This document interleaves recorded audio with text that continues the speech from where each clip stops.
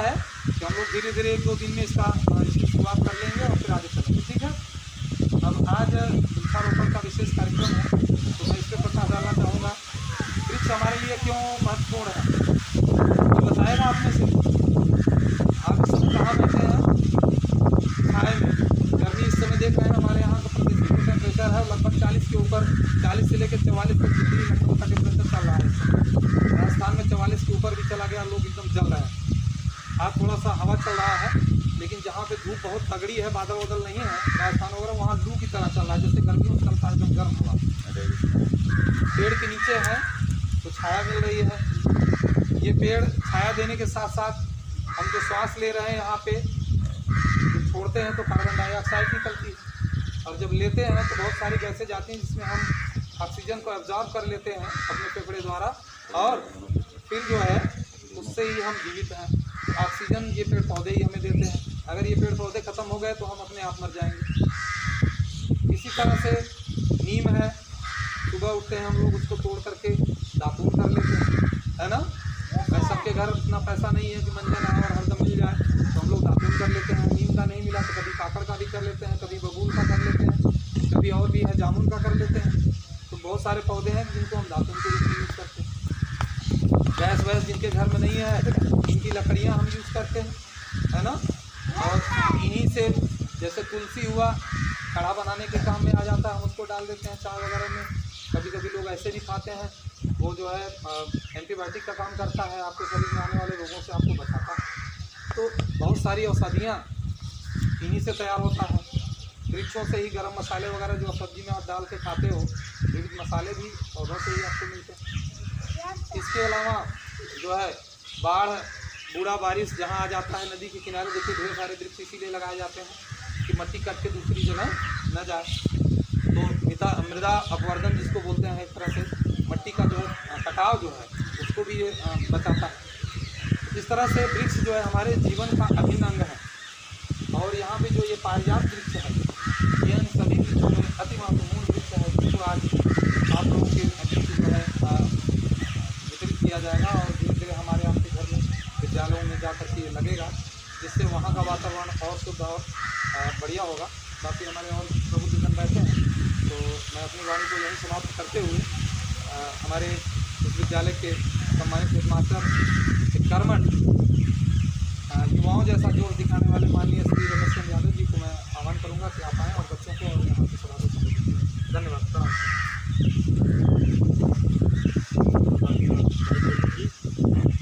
आए हुए आज हमारे बीच गोपाल साहब पांडे जी, हमारे शारदा दुबे जी, और हमारे बीच बैठे हुए राजकुमार पांडे सेक्रेटरी जी, हमारी बात प्रधान निर्वाचित हुए लखेसर ग्राम सभा की मीठा तिवारी जी, तमाम विद्यालयों से आए हुए प्रभारी प्रधानाध्यापक, सहायक अध्यापक, हमारे विद्यालय के सभी अध्यापक अध्यापिकाएँ, शिक्षामित्र, मैं सभी को, भाई हमारे जी प्रेम तिवारी जी हैं, ये सभी भी हैं, हम इनका और एक स्वर में सबका हम हार्दिक अभिनंदन एवं वंदन करते हैं। और आप लोगों ने जो समय दिया उसके लिए हम आभारी हैं। आज जो पारिजात का वृक्ष जो है, हमारे वीरेंद्र भाई ने अभी बताया ही है, इसमें बहुत कुछ बताने की वाली बात नहीं है। अभी देखिए 1.5 वर्ष से कोविड-19 चल रहा है, जिसके कारण विद्यालय बंद चल रहे हैं, सरकार की योजनाएं बंद चल रही हैं, पढ़ाने लिखाने का ऑनलाइन दूरदर्शन के माध्यम से तमाम ऐसी सुविधाएं सरकार ने हम लोगों को दिया है, जिसके पास अगर वो सुविधा नहीं है तो हम लोग मोहल्ले में जा करके वहाँ पेड़ा सारथी के रूप में चयन करके कुछ बच्चों को वहाँ बांट दें, जिससे वो पेड़ा सारथी उस मोहल्ले के बच्चों को पढ़ाएं। और उनके घर अगर कोई लड़के जिनके बीएड कर रहे हैं या बीटीसी कर रहे हैं, वो भी पढ़ा सकते हैं। तो पेड़ा सारथी का जो चयन अभी चल रहा है, हो रहा है, वो भी गया है, कहीं भी चल रहा है। इसके माध्यम से जो हमारी ये शिक्षा बाधित हो रही है, इसका संचालन चलता रहे। और आज जो मुख्य कार्यक्रम है, इस पारिजात का वृक्ष, जिसको हर बच्चों के घर इसको पहुंचना है, तो इसके लिए हमारे बीच बैठे हुए सभी हमारे सम्मानित अतिथिगण आए हुए हैं। मैं इस ज़्यादा कुछ न कह करके और भी आएंगे अतिथियों को समय देता हूँ, उन्हें भी अपनी वाणी से हमारे बच्चों को, हम सभी को कुछ न कुछ मार्गदर्शन करने का कष्ट करें। जय हिंद।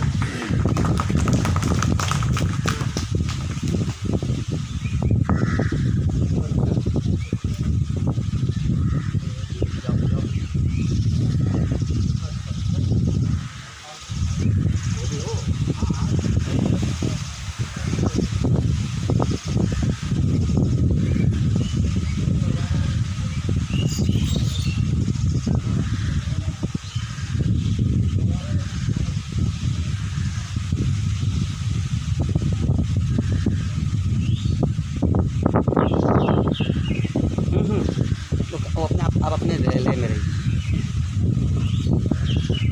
अपने भाव में आइए मैं भाव हम बोलेंगे ना भैया थोड़ा सूचना दे दो। आज यहाँ उपस्थित तीसरी बार नेपाल पथ पर पहली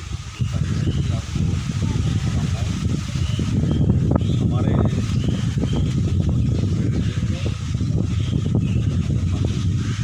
और हमारे ग्राम विकास अधिकारी महोदय राजकुमार पांडे, यहाँ के सर्वेसर्वा विद्यालय को आगे बढ़ाने में सबसे बड़ा सहयोग अपने नेतृत्व के बल पे जो बढ़ा रहे रमेश यादव जी, यहाँ पर आए हुए अन्य विद्यालयों से हमारे सहयोगी शिक्षक, प्रभारी और प्रधानाध्यापक महोदय, अभिभावक और हमारे बहनें, सभी को ये तो पता है कि हम किस दौर से गुजर रहे हैं। इतना खराब दौर चला है,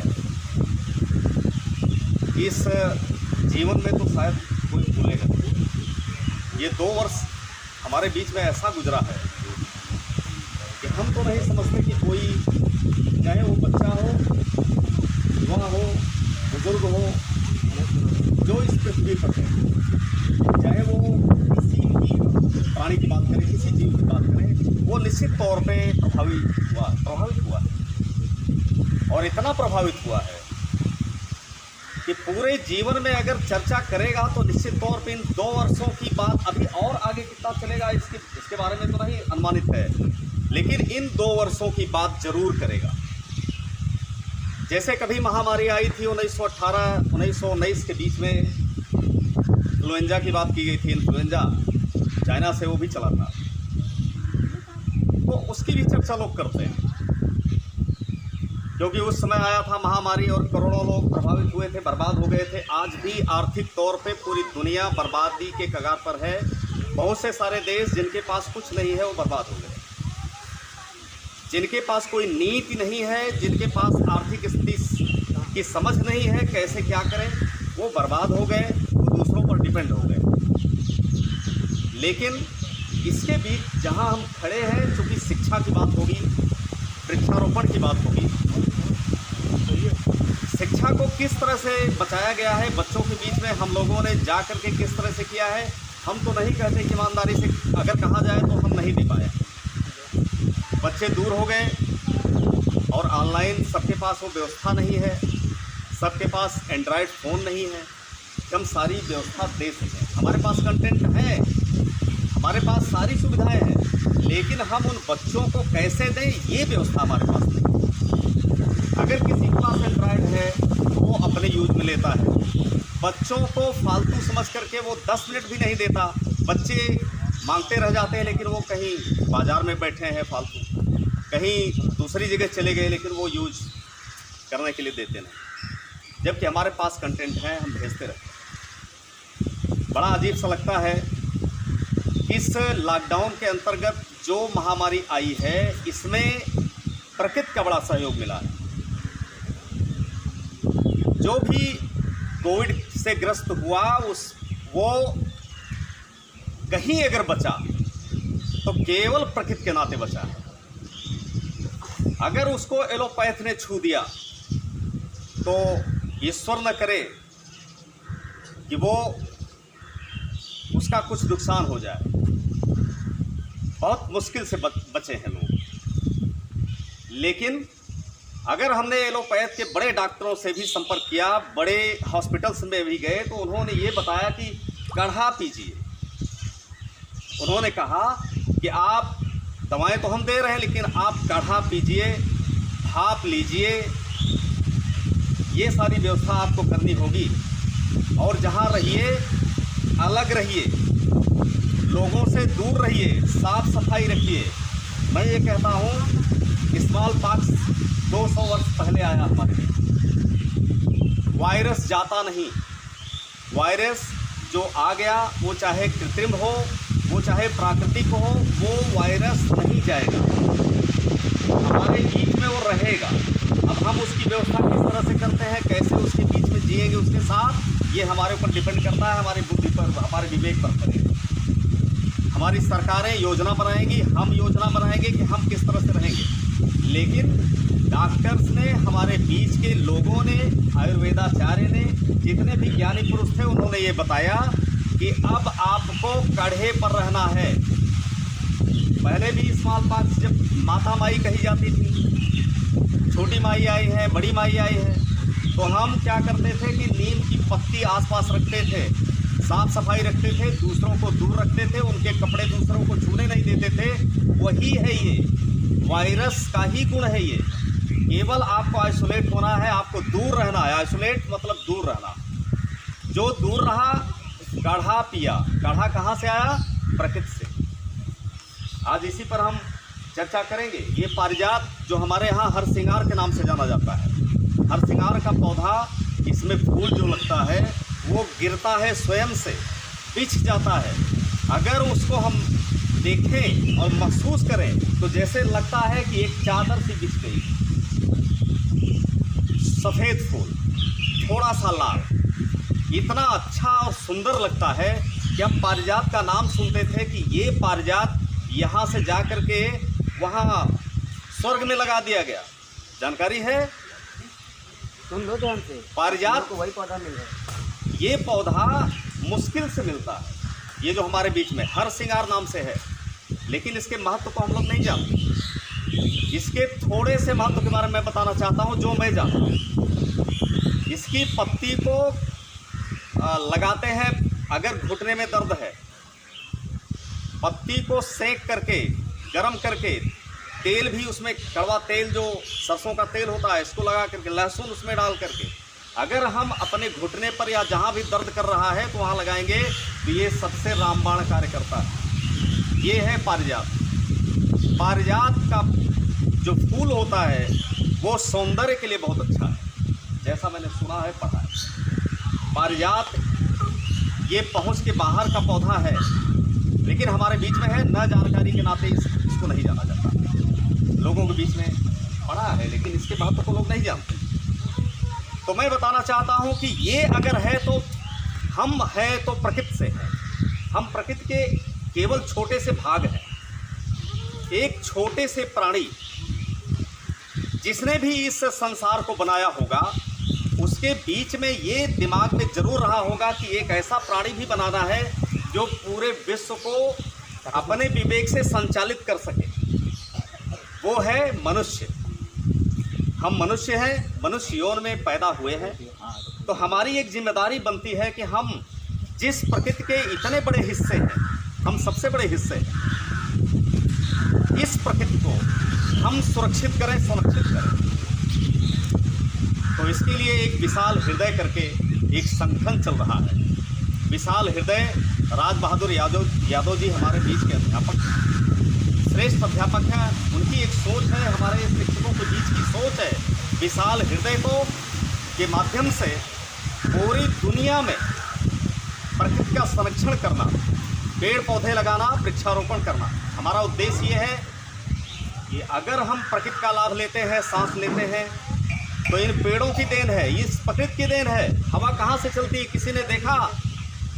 सूरज भगवान इतना प्रकाश देते हैं, इतनी ऊर्जा देते हैं, क्या कुछ पैसा लेते हैं? पेड़ फल देता है, पैसा लेता है? नहीं, इसकी कोई कीमत नहीं। तो आप इस चीज़ को जानिए।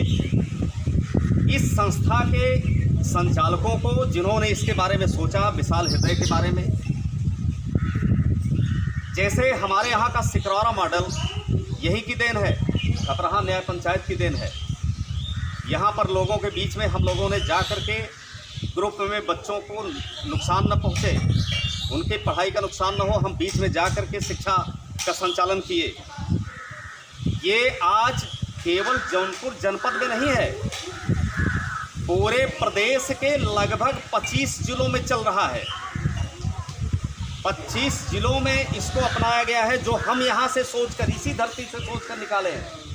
हमने सोचा कि बच्चों का नुकसान नहीं होना चाहिए, वो आज ऐसा वरदान सिद्ध हुआ है बच्चों के लिए। लेकिन मैं उन बच्चों और अभिभावकों की बात करता हूँ जो अभिभावक अपने बच्चों पर सचेत।